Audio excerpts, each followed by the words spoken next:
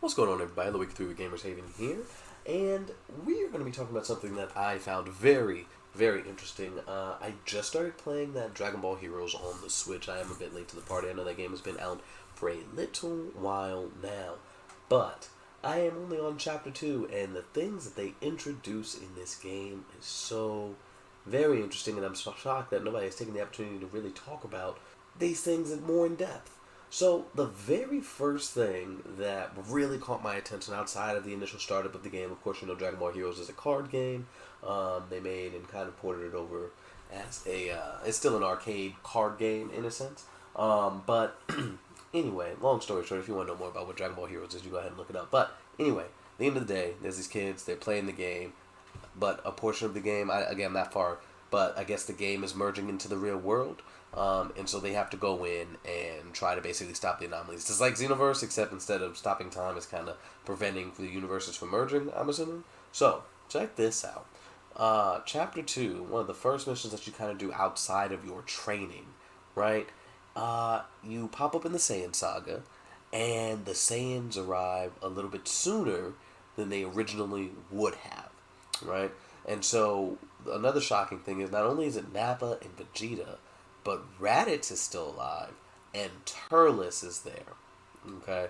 So the event still played out the same with Raditz coming down to bring Goku into the fold, and it's still hinted at that he fought against Goku and Piccolo, with Piccolo still hitting with that special beam cannon, but it wasn't enough to take Raditz down.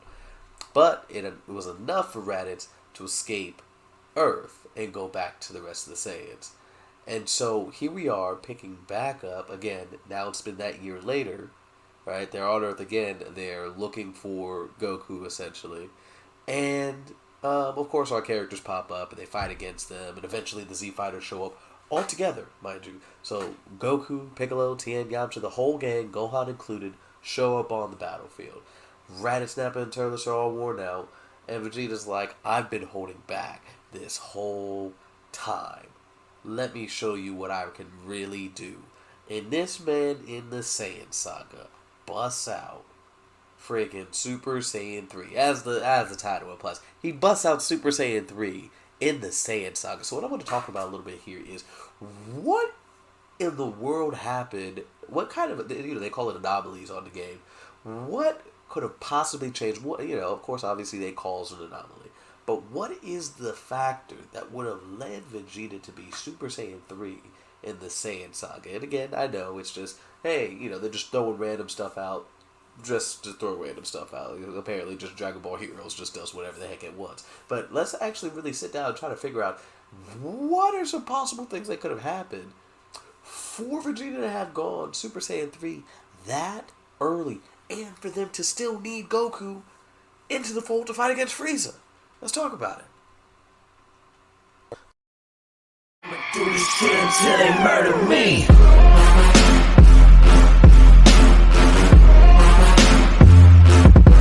Just thinking about the conditions that led to Vegeta becoming a Super Saiyan 3 as early as the Saiyan Saga. One of the possibilities I'm thinking, right, kind of just spitballing things, just kind of going off the dome here. Maybe the royal bloodline, maybe there's some legitimacy, right, to what Vegeta's constantly spouting, that, the elite warriors, or the royal bloodline, and all this, maybe legitimately in this potential universe, or what have you, they did have more potential. And you can bring in things like the whole thing with the S cells and stuff. We could point to examples like Trunks and Goten just casually training and able to transform into Super Saiyan, which would make like King Vegeta much stronger than he actually was, right? So that could play a factor, right? So what I'd like to think, keeping that in mind, that maybe he became Super Saiyan at a young age just through normal training, right?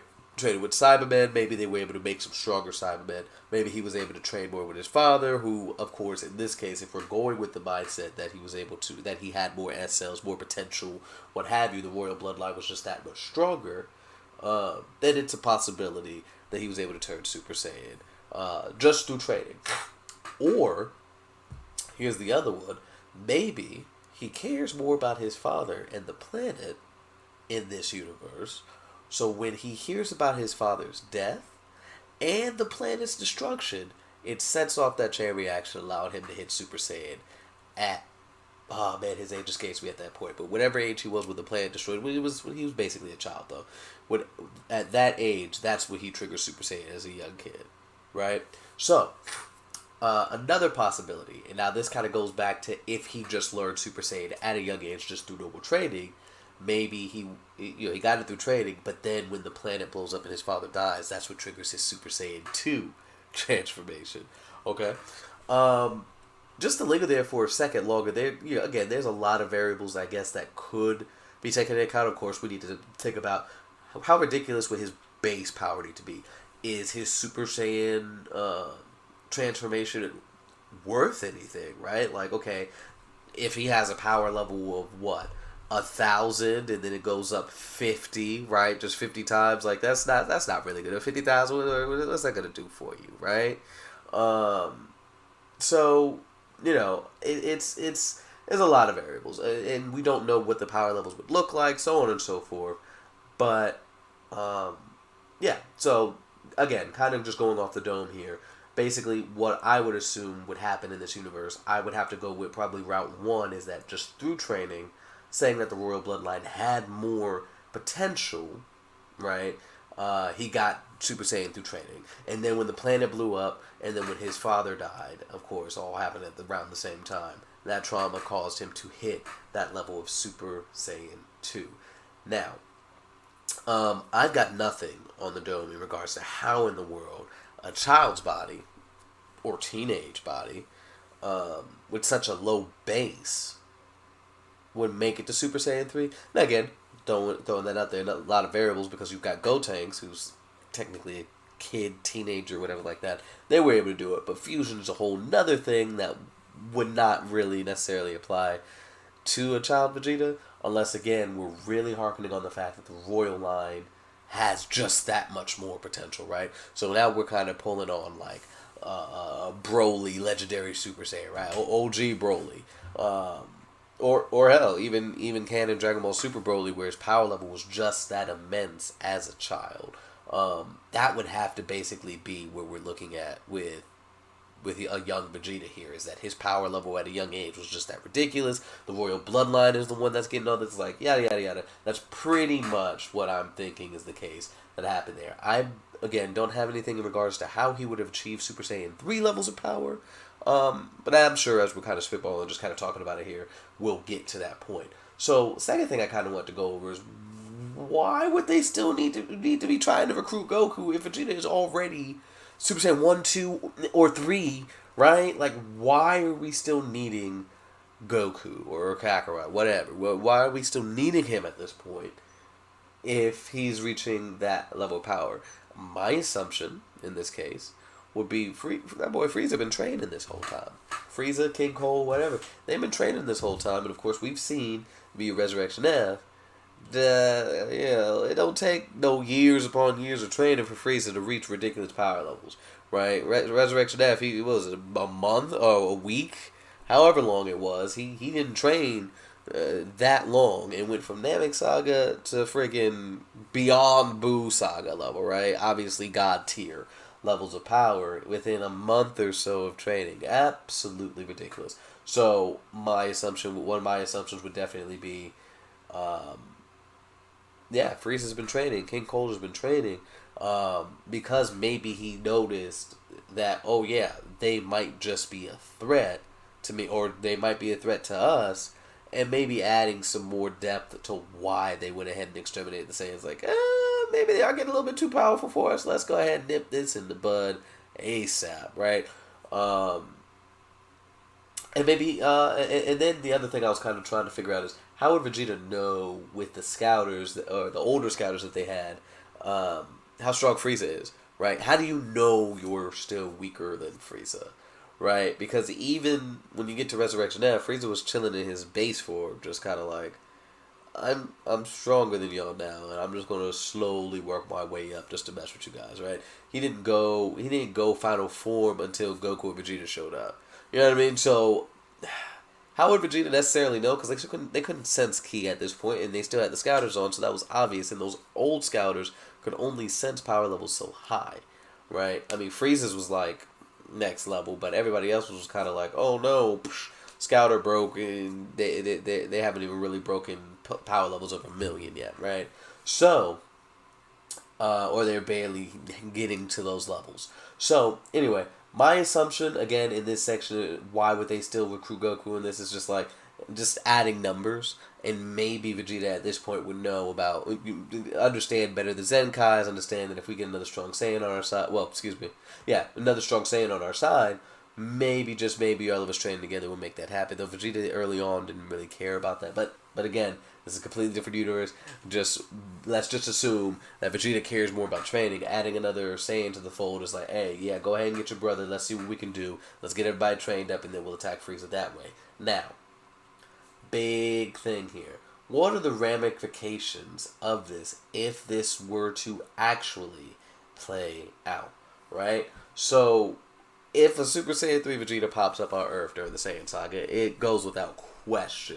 The Z Fighters are dead, right? There's no way they're going to survive that fight. They might be able to, and how they showed it in Dragon Ball Heroes, they made it seem as though everything still played out as per normal, right? Like Goku still died. From the look of, actually, it's kind of hard to say. That's a huge assumption. Goku pops up with the gang, but the special beam cannon didn't take Raditz out, so I'm gonna assume he actually hit him that first time. Regardless, if this man Goku didn't die, that means he ain't even got KOK, which means his power level is whack, right? It's just, so we're gonna leave that. We're gonna do that. Raditz didn't die, so I'm gonna leave it and say that Goku didn't die. So he doesn't have KOK. He ain't got Spirit Bomb. Obviously, it didn't really matter because he's going up against Super Saiyan 3 Vegeta. There's absolutely no way. There's nothing they have. There's nothing they have. Teamwork, they might be able to jump Raditz. They might be able to take Raditz. They might be able to attack Nappa. Altogether, they'll probably be able to take Turles. Vegeta will probably sit back and let that happen, right? And we've seen them be able to take Turles out together, but it was, I can't even say that because they definitely used a Spirit Bomb to end this man. So it's kind of hard to say, but we've seen them beat each of these guys, and maybe through the power of friendship and teamwork, right, they'll be able to stop those guys. And Vegeta will sit back and let it happen, right? That's Vegeta, right? But once we get to Vegeta, and he busts out Super Saiyan 3, they're dead. There's absolutely no way they'll keep up with him. The sheer, just the force of him powering up should be blowing them back away. There is nothing they can do at all.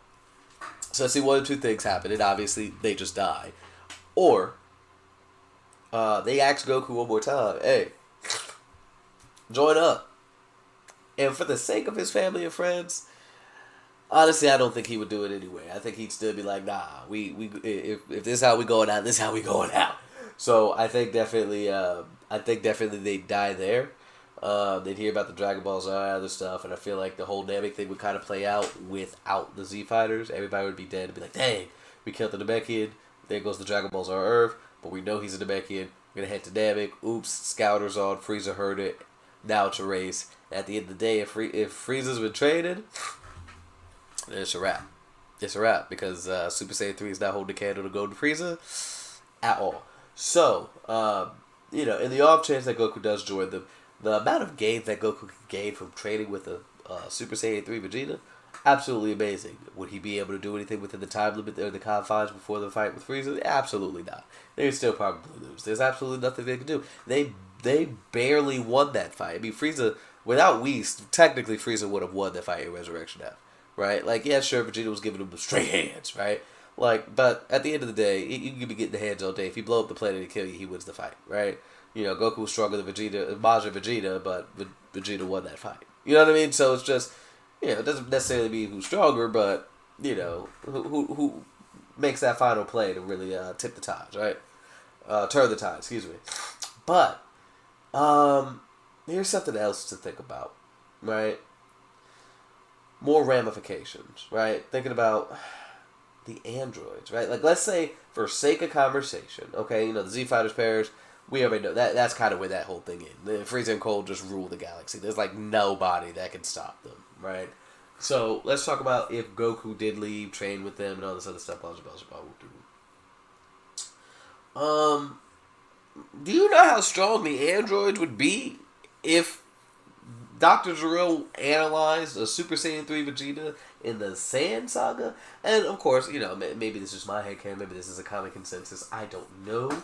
But obviously he took all the power levels that he's been noticing, the games that he's seen Goku and his friends and the Z5s and all of them, the different peaks in power level, and was just like, alright, if they keep gaining, like, think about it. He watched the fight between Goku and Piccolo, and then saw the fight between Goku, Piccolo, and Raditz, was just like, oh, okay, cool. But then you go from the Goku, Piccolo, and Raditz fight to Goku and Vegeta with those Kaiokens damn near world-ending ki blasts. Dr. Gero definitely over-accounted for the amount of strength gains. Like, he's just like, okay, a year ago? Like, the same thing that Vegeta Nap was talking about, like, a year ago you couldn't even really fight Raditz. Now, all of a sudden, you're at this ridiculous power level. Dr. Gero probably had the exact same mindset, right? He's probably in the background like, excuse me? Like, I've never seen anything like this, and I've been watching this kid for damn near a decade. Like, this makes absolutely no sense to me. Okay, so let's assume he hits ridiculous gains like this every year. And that's what we get. So, with that same mindset, and seeing a Super Saiyan 3 Vegeta, is like, oh no. Oh no, so you get the androids in Cell? Oh please. You're talking about Buhan levels by the time you fight if Cell absorbs the androids. And Jesus. Right? There's nothing. There's nothing. There is nothing that could possibly happen there. So I feel like this has gone on long enough actually. But yeah, this game is wild. This game is absolutely wild. Just thinking about all the random stuff. Like, I've seen the trailers of Super Dragon Ball Heroes. I've seen all the wackiness and stuff that they've got going on. But to sit there and start playing the game, and you get to Chapter 2, and boom, here you go, Super Saiyan 3 Vegeta the Saiyan Saga. I'm like, whoa. At the very least, on the trailers, you're sitting there like, oh, okay, Trunks turned Super Saiyan 3 fight against Majin Buu. I mean, great. I mean, that's the next logical move. This man's got nothing to do but save the world, keep training in order to continue saving the world. That's a natural progression. Okay, there's some time there. Like, stuff has happened. Like, how? You 20-something years old, you Super Saiyan 3. That's something that took Goku in the afterlife 7 years to do.